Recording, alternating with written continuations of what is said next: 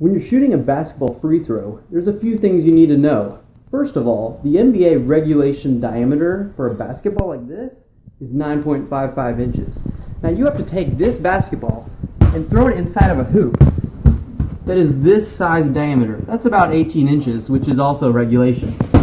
Now how high do you have to throw it? You have to throw it 10 feet tall. That's pretty high.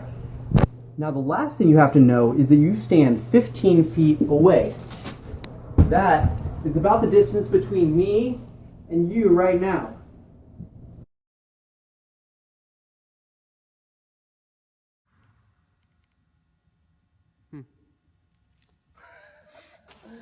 Obviously, when you shoot a basketball, the goal is to make it. And to do this, you must consider a key objective, trajectory.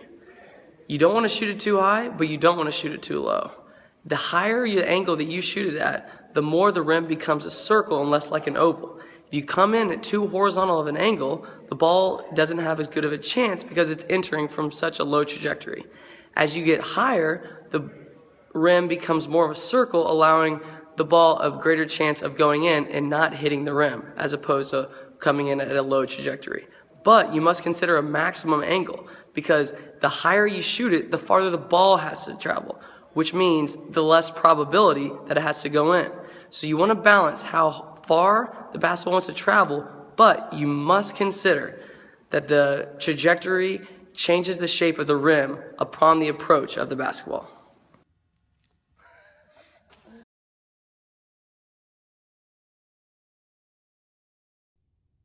Oh, hey there, didn't see you just admiring my basketball here. Now, you may be wondering, what is this actually made out of? Well, a basketball is an inflated rubber bladder that's surrounded with layers and layers and layers of woven fabric material. And then on that, you've got this bumpy surface right here, and that bumpy surface for the grip. And now that surface is usually made out of leather traditionally, or nowadays it can be made out of synthetic composite or rubber. And moving on, now we have the backboard. Well, in the NBA, all of those backboards are clear and they're made out of plexiglass. Now, the only reason that they do that is so that they can sell more seats behind that and people have to be able to see through the backboard. Otherwise, in college or in outdoor recreational basketball goal, those backboards are usually made out of a much cheaper and more durable polymer or plywood. And the last item in basketball, the rim and the springs that connect the rim to the backboard. What are those made out of? Well, in the NBA, the rim is always made out of a high-strength aluminum, and the springs that connect the rim to the backboard are made out of steel.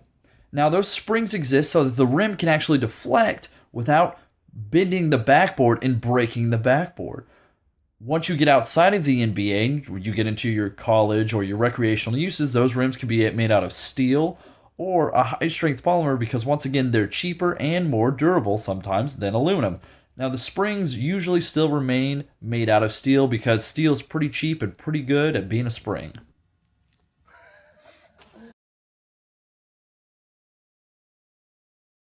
So hi, I'm here to talk about the last aspect of the shot, which is the rotation of a basketball. Now, I'm not going to talk about this kind of rotation, but rather backspin, which Dobbins is going to show you a couple examples of what that looks like.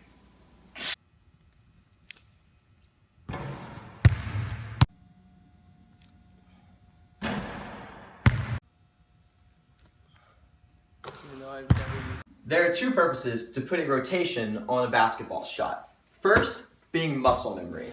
Now, muscle memory is obtained when your brain does repetitive actions like a basketball shot. And by putting backspin on a basketball shot, it creates a more fluid motion, which helps your brain remember activities you've done to create more consistent results. Now, the second perk of putting rotation on a basketball shot is the rebound of the basketball. The rebound happens when the ball hits the rim. So the ball is traveling through the air. It hits the rim, spinning in the opposite direction of its trajectory. So hopefully, when the ball hits the rim, it will rebound upward or backwards a little and help the ball have a second chance of going in the rim as such. Well, that's all for rotational motion. I hope you've learned something and taken it away for what a basketball shot is.